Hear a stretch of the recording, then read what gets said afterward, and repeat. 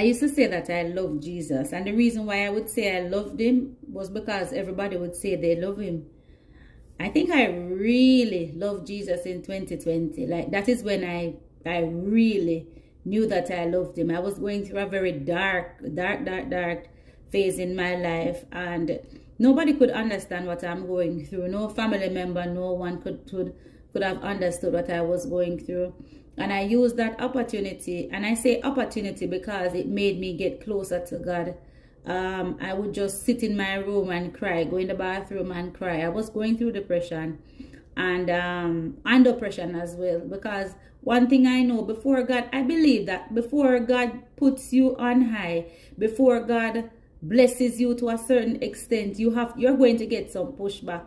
And I was getting the pushback, but I didn't know why I was getting that pushback. I mean, people were leaving my side. Friends that I thought were friends were gone now, and it was only me and God. I had nobody to pour into me, and I had to find myself just constantly going to God, talking to him day in, day out.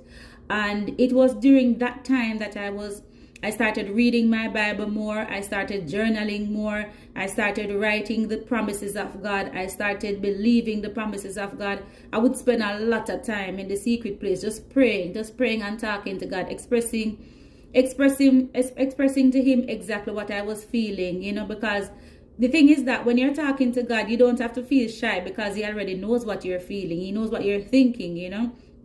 So I would just be open, because either way, whether I choose to say it or if I choose not to say it, he already knows what I'm saying. But it was during that very dark and hard time of my life that I got to see that God is really there for me. He really loves me, and he's really there for me. And it was during that time that I really got to know God more, by reading his word, by spending time in prayer, by fasting, by seeking his guidance. That was the time that I can really say I got to know God, and because I got to know him, I got to love him. So yeah, that's my story on how I thought I loved God, but then how I really knew that I love God.